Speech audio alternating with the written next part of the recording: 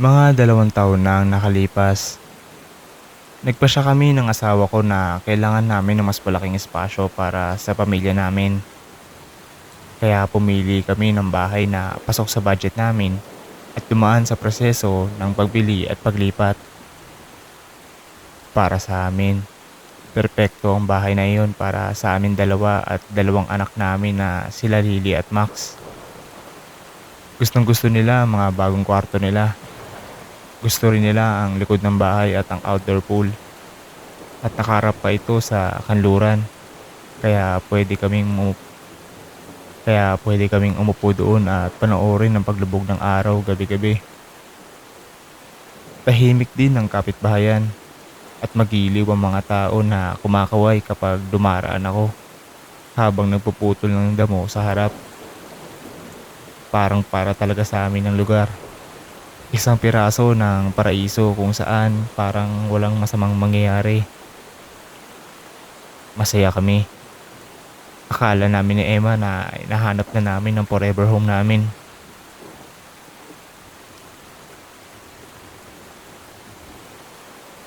Lumipas ang mga linggo at nanatiling maayos ang lahat. Naglalaro ang mga bata sa bakuran habang nasasanay si Emma sa bagong kusina. At ako naman ay tuwan-tuwa sa laki ng garahe. Pakiramdam namin ay ligtas na kami. Parang wala makakagambala sa amin. Pero isang gabi, nagbago ang lahat. Hating gabi na at madilim ang buong bahay. Tulog na ang mga bata. Si Emma naman ay nasa kama na at nagbabasa. Ako naman ay papunta na sana para ilak ang pinto. Nang marinig ko ang isang malakas na tunog sa labas. Parang isang malambot na tunog na parang may mabigat na bagay na tumama sa pinto. Nakinig ako ng 1 o 2 minuto at dahil wala na akong narinig, sinabi ko na sa sarili ko na wala lang iyon. Siguro pinto lang ng kotse sa malayo na sumara.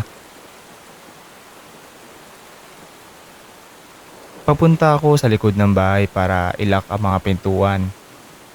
At doon ko narinig ang mga yabag. Mabibigat ang mga ito at papalapit ng papalapit. Bago pa ako makagalaw, biglang bumukas ng malakas ang pinto sa harap ko. Natulak ako ng paatras at nakita kong pumasok ang mga lalaki. Nakaitim sila at nakatago ang mga muka sa likod ng maskara. May mga dalang flashlight at mga bag. At isa pa ay may hawak na parang pamalo o crowbar. Nanlambot ang mga tuhod ko. Pero hindi ako tumakbo. Kailangan kong protektahan ang pamilya ko. Nang makita nila ako, agad silang sumugod. 4 sila, matatangkad at malalakas. Itinulak nila ako papunta sa sala. Habang si Emma ay nakatayo sa itaas ng hagdan. Maputla at takot na takot. Nagising na rin sila Max at Lily at tumakbo papunta sa kanya. Gusto kong sigawan sila na sabihin tumakbo o magtago, pero walang lumabas na boses sa bibig ko. Para akong binangungot. Inutusan ng mga lalaki si Emma at ang mga bata na bumaba rin at pinaupo kami sa sopa. Tumayo sila sa harap namin. Hawak ang mga flashlight na sobrang liwanag. Halos mabulag kami. Marahil ay bahagi iyon ng plano nila. Sa wakas, lumapit ang isa sa kanila. Siya ang pinakamatangkad. Nakaitim na maskara na may butas sa mata at bibig. Yumuko siya ng malapit hanggang sa naamoy ko na ang mabaong hininga niya. Hindi siya nagsasalita pero nakatitig ang mga mata niya sa akin na parang sinusunog ako. Ang isa pa ay mas maiksi at nakapulang maskara. Nagsimulang maglakad-lakad pabalik-balik. Sinipa niya ang isang lampara at nabasag ito sa sahig. Nagsimulang umiyak si Lily sa takot at niyakap siya ni Emma. Hinawakan ako ng matangkad na lalaki sa damit ko at itinayo ako. Nasa mukha ko ang flashlight niya. Halos hindi ako makakita. Pinalibutan nila kami. Para silang mga lobo na nakapaligid sa mga biktima. May hinahanap raw silang partikular na bagay. Pero wala akong maibigay. Wala kaming yaman. Tanging sapat lang para makapagsimula ng bagong buhay. Pero hindi sila tumigil. Patuloy silang naganap. Binubuksan ng mga drawer at estante. Ibinabagsak ang mga libro at pinggan. Isa sa kanila, yung nakaberdeng maskara. Nakakita ng larawan namin sa tabing dagat. Tinignan niya ito. Tapos ako. Nakakiling ang ulo niya. Parang nalilito. Hinawakan ulit ako ng matangkad. Mas madali na ngayon. Inalog niya ako na hanggang sa matumba ako. Napasigaw si Emma at niyakap siya ni Max. Nakabaon ang mukha sa gilid niya. Gusto kong lumaban. Itulak sila pero masyado silang marami at masyado silang malalakas. Hinila ako ng matangkad papunta sa kusina. Itinapon niya ako sa counter at nakaramdam ako ng sakit sa tiyan ko. Dinala rin nila sila Emma at ang mga bata. Pinaupo sa sahig. Umiiyak na si Lily. At malaki ang mga mata ni Max. Halatang hindi niya maintindihan ang nangyayari. Hindi ako rin. Pero pinilit kong magpakatatag para sa kanila. Sinimulan ng mga lalaki na sirain ang mga cabinet. Binuksan-buksan ng mga kaldero at kawali. Hindi sila naghahanap ng pagkain o pera. May iba silang hinahanap. Isang bagay na wala kami. Pero kumbinsido silang naroon iyon. Naalala kong biglang huminto ang dalawang lalaki. Yung pandak at yung may berdeng maskara. Kinuha nila ang isa sa mga kutsilyo sa kusina. Napaigit si Emma at nanlamig ako sa takot. Mahaba at matalim ang kutsilyo. At nang inilapit niya ito sa mukha ni Emma, nanginig ang mga kamay ko at parang naging jelly ang mga tuhod ko. Hinawakan ulit ako ng matangkad. Malalim ang kapit sa braso ko. Yumuko siya ng malapit. Halos sumayad ang mga maskara niya sa pisngi ko at naririnig ko ang mabilis at mabigat niyang paghinga. May gusto silang makuha. Isang bagay na nakatago pero hindi nila sinasabi kung ano. At ako, wala akong ideya. Wala kaming ginto. Wala rin kaming mga alahas o wala rin kaming mga sikreto. Nasa bagong bahay iyon. Bagong simula. Lahat ng pera namin ay nasa mismong pundasyon ng bahay. Hindi sa mga dingding o aparador. Sinusubukan ko mag-isip. Baka may nakita kaming kakaiba noong lumipat kami. Ngunit wala talaga. Mga kahon lang, pintura at lumang gamit ng dating may-ari. Sinabi ko iyon sa kanila. Pero hindi sila naniwala o nakinig. Lumapit palalo ang mga kutsilyo kay Emma at parang nagdilim ang mga paningin ko. Hindi ako makahinga. Hindi ko pwedeng hayaan na saktan nila si Emma o ang mga bata. Pero biglang tumigil ang lalaking may berdeng maskara. Tinitignan niya ulit ang litrato. Tapos kami. Hinawakan niya ang braso ng matangkad at itinuro ako. Umatras silang dalawa. Nagsimula silang magbulungan. Hindi ko marinig pero parang nagtatalo na sila. Hanggang sa biglang may isa na nagsabi, "Tama na to. Wala dito." Umiling ang matangkad pero patuloy na itinuro ako ng isa. Kinuha ng berdeng maskara ang isa pang litrato. Yung noong lumilipat pa kami. Buwaba ang mga balikat niya at binitawan niya ang larawan. Tumigil ang iba at nakamasid lang sa kanila. At bigla na lang, umatras sila. Binitawan ako ng matangkad at bumagsak ang tuhod ko. Ibiniba na rin ng isa ang kutsilyo at umatras. Nagkatitigan silang lahat. Tapos sabay-sabay silang tumalikod at lumabas. Kasing tahimik ng pagpasok nila. Tahimik ang bahay. Maliban sa pag-iyak ni Lily at sa mabigat kong paghinga. Gumapang si Emma palapit sa akin at niyakap namin ng mga bata. Nanginginig ang mga kamay ko habang chinecheck ko kung may mga sugat ba sila. Ligtas silang lahat, pero takot na kami. Tinawagan ko ang pulis. Dumating sila agad.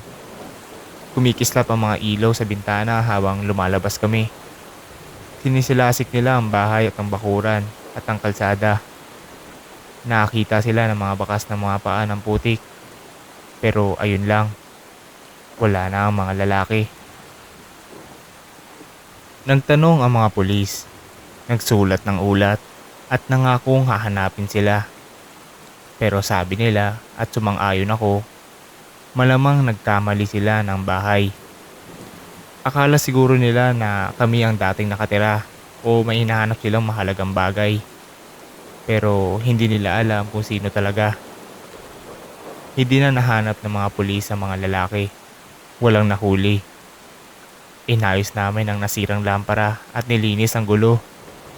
Pero hindi na naging muling paraiso ang bahay. Tumigil na si Emma sa masayang pag-awit sa kusina at hindi na gusto maglaro sa labas ang mga bata. Nilalak na rin namin ang mga pinto, check ang mga bintana at natutulog na may bukas na ilaw. Nagsimula na rin ako magtago ng baril sa tabi ng kama kung sakaling kakailanganin. Tahimik pa rin ang kapitbahayan at walang nasaktan pa, pero hindi ko maiwasan ng takot. Lagi akong tumitingin sa mga bintana, sa pinto, sa madilim na driveway. Gusto kong protektahan ang pamilya ko. Gawing ligtas ulit ang tahanan namin sa paraang hindi ko nagawa noon. Pero sa loob-loob ko, alam kong hindi na ito magiging pareho. Wala na ang paraiso. Ang natira na lang ay ang mga alaala at ang takot na hindi na mawawala.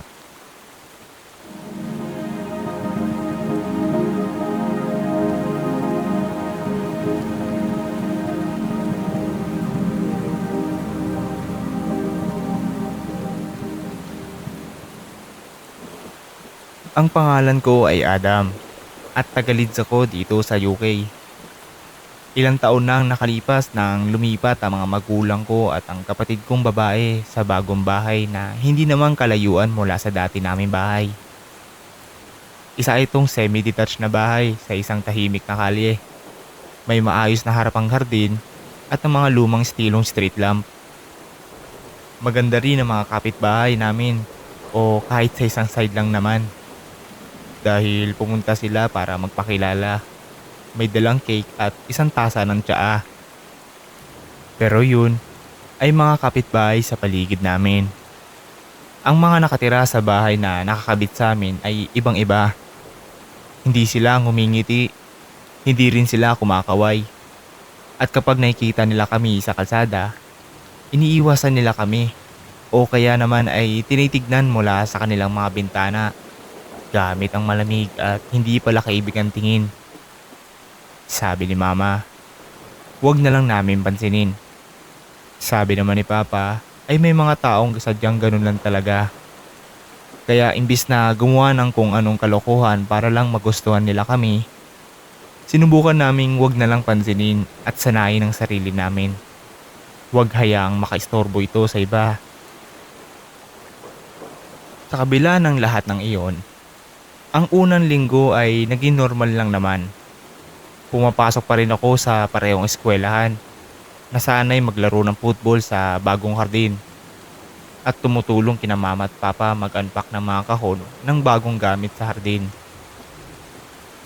Dumarating din ang mga kaibigan at kamag-anak para tignan ang bagong bahay.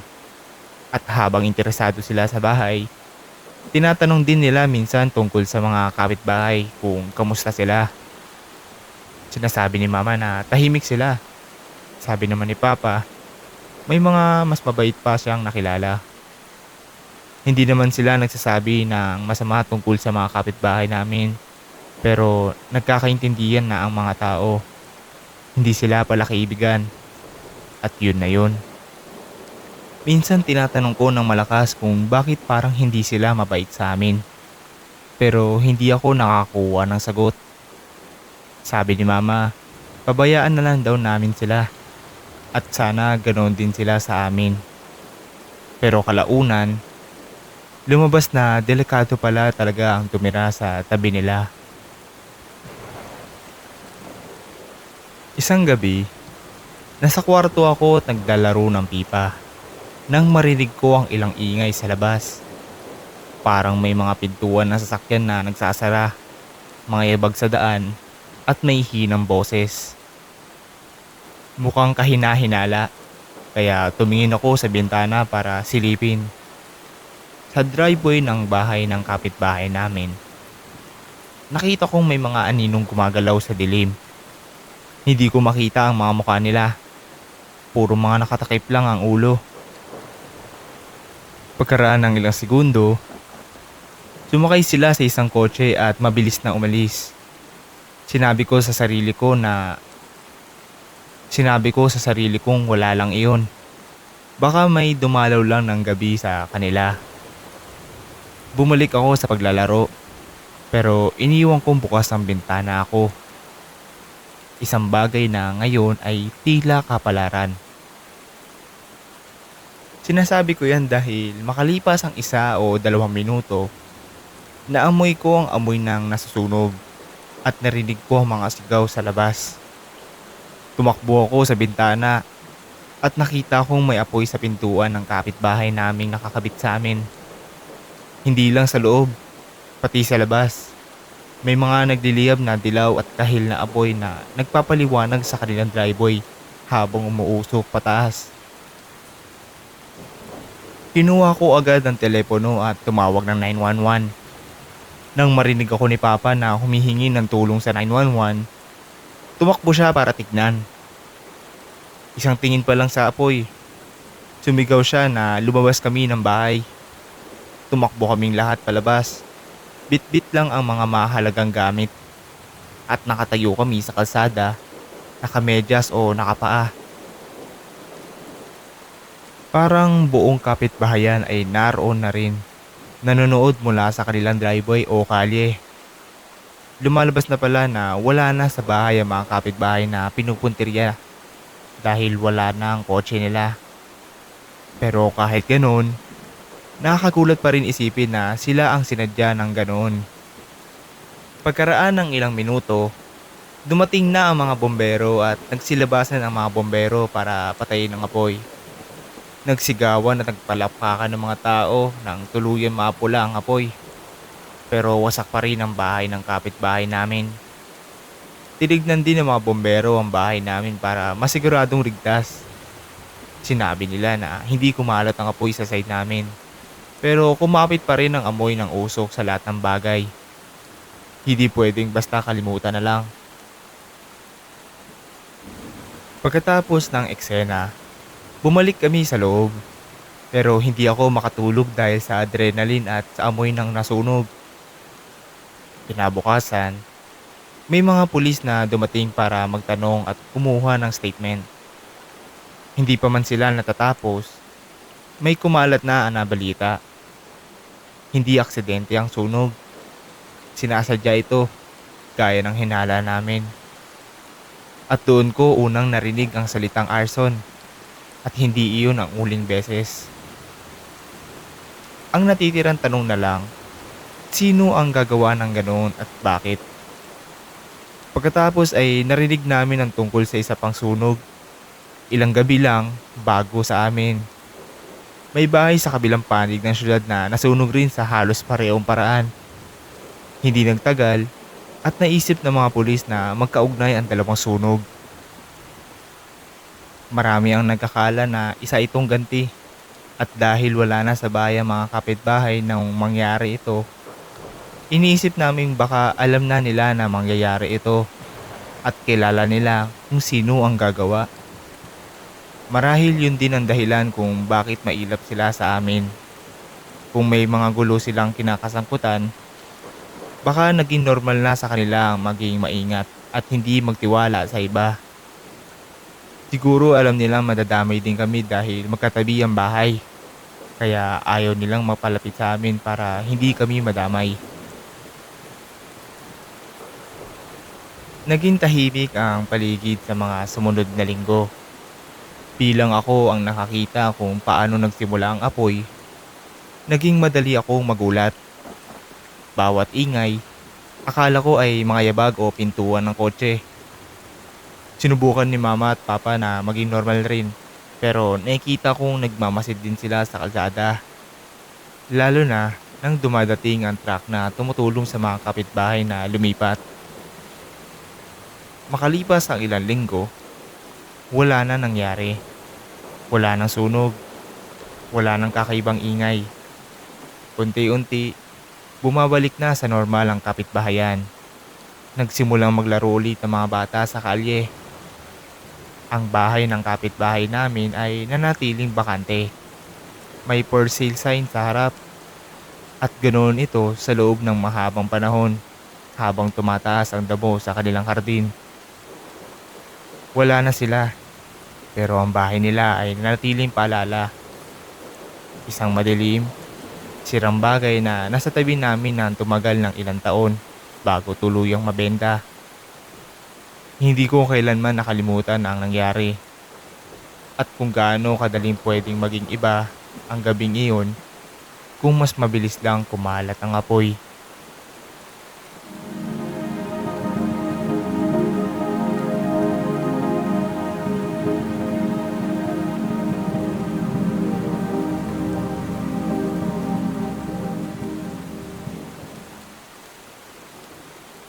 Maraming taon na ang nakalipas. Noong ang anak namin ay halos 5 taong gulang pa lamang. Lumipat ang nanay ng anak ko sa isang magandang duplex sa labas ng lungsod. Tahimik ang kalsada, mababait ang kapitbahay, at may mga ilang talagang lumapit pa para tulungan kaming mag-unpack. Yung lalaki naman sa bahay katabi namin ay hindi nagpakita. Pero nang marinig namin isa pala siyang matandang byudo na hirap na gumalaw, hindi na lang namin masyado inisip. Ngayon, gustong gusto ng anak naming si Luke ang malaki naming bakuran at swimming pool. Gustong gusto rin niya ang bago niyang kwarto. Pero ang hindi niya gusto ay ang malaking lumang closet na may sliding wooden doors. Para bang agad na siyang nagdahan-dahan doon. Pagkaraan ng ilang gabi mula nang lumipat kami, nagsimula na maging kakaiba ang kilos ni Luke tungkol sa bago niyang closet. Sa una, sinabi niyang gusto niyang nakabukas ito para makita niyang walang halimaw doon. Pero kalaunan, sinabi naman niya na gusto niyang nakasara ito dahil may tao daw sa loob at pinapanood siya tuwing iniiwan namin siya. Akala ko epekto lang iyon ng bagong bahay at ng malikot niyang imahinasyon. Kaya nung gabing iyon, para maramdaman niyang ligtas naman siya, nagsimula ako ng regular naming bedtime routine. Gabi-gabi, chinecheck ko ang closet niya para ipakitang walang halimaw doon. Binubuksan ko ang pinto, ginagalaw ang mga damit, at pinapakita sa kanya na bukod doon ay walang laman.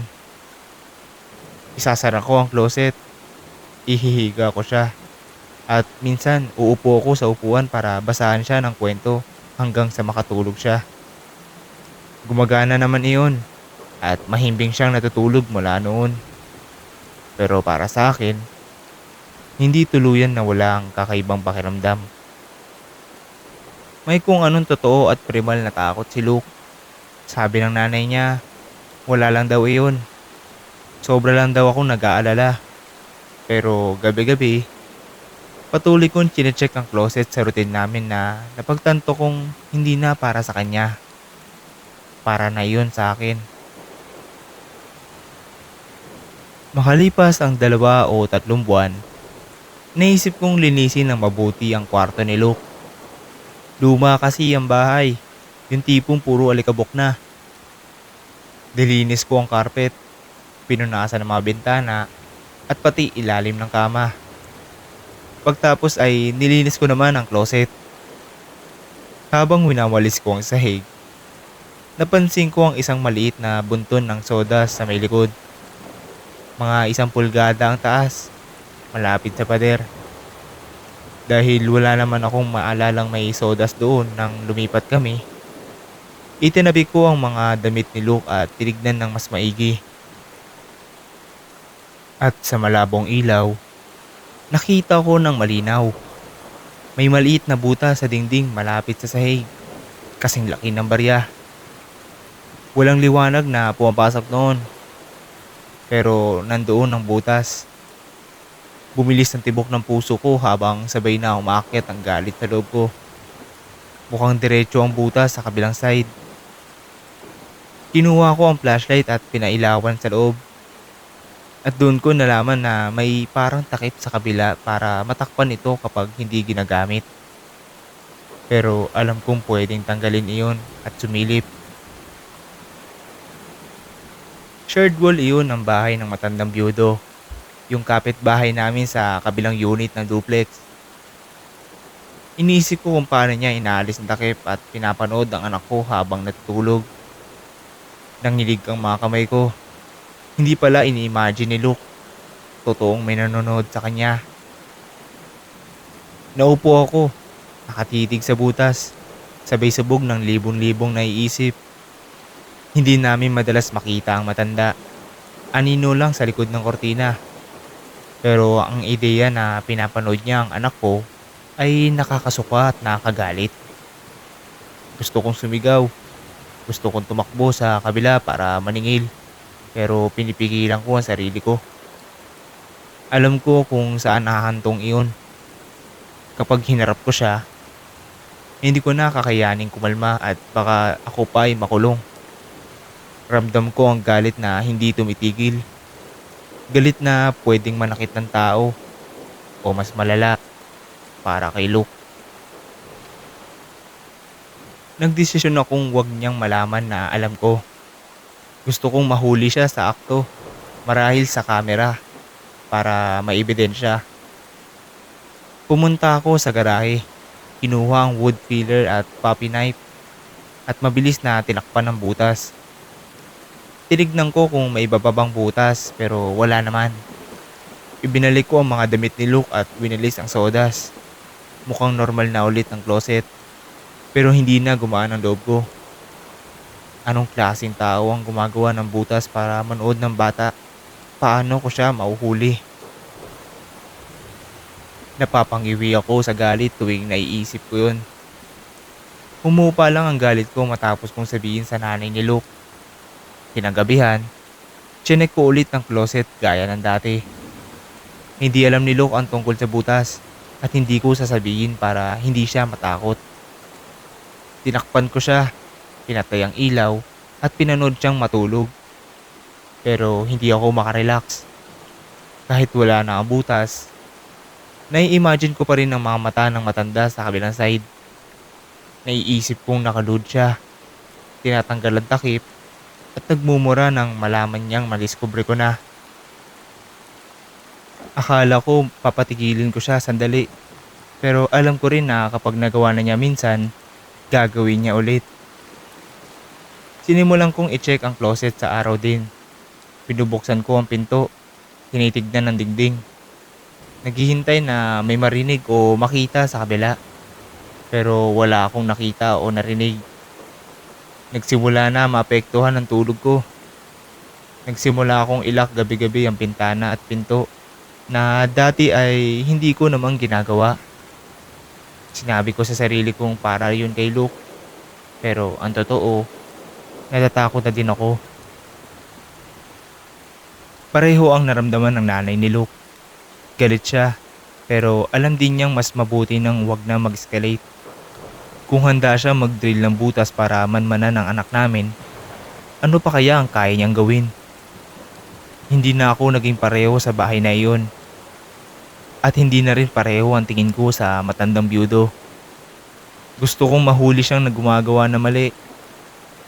Nagbayad pa ako para magpakabit ng security cameras ng mas mahal. Akala ko sulit yun.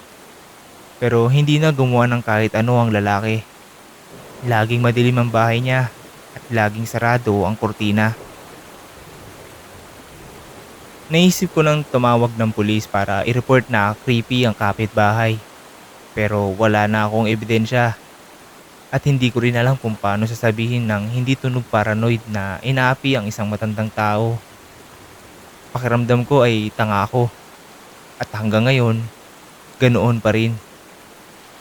Nananahimik ako.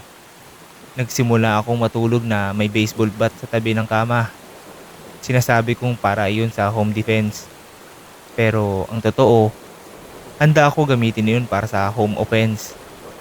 Kapag once may narinig ako sa kwarto ni Luke, o di kaya kapag may narinig ako na gumagapang sa labas, hindi ako magdadalawang isip.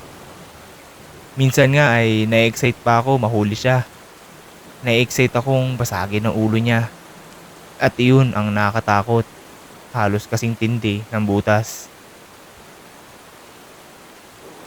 Pagkaraan ng ilang minuto at wala pa rin nangyari, nagsimula na akong kumalma. Wala nang bagong butas. Wala nang kakaibang tunog. Hindi na rin nagsasabi si Luke tungkol sa pinapanood siya. Ang mga gabing nagigising kami ay dahil lang sa ibang panaginip. Malaking tulong ang routine ng pag-check sa closet bago siya ihiga. Pero hindi ako tumigil sa pag-check ng pader. Inihimas-himas ko pa rin ang parte kung saan ang butas dati. Tinitiyak kong nakasara pa rin ito.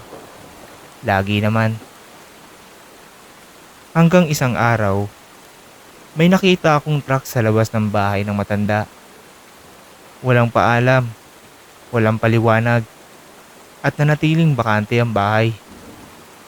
Maya-maya, nalaman naming namatay na pala siya. At bagamat masama pakinggan, nakaramdam ako ng ginhawa. Wala na ang butas at wala na rin ang halimaw na gumagawa noon. Pero ang katotohanan na may mga taong naiisip na gawin iyon ay isang bagay na hindi ko kailanman matatanggap.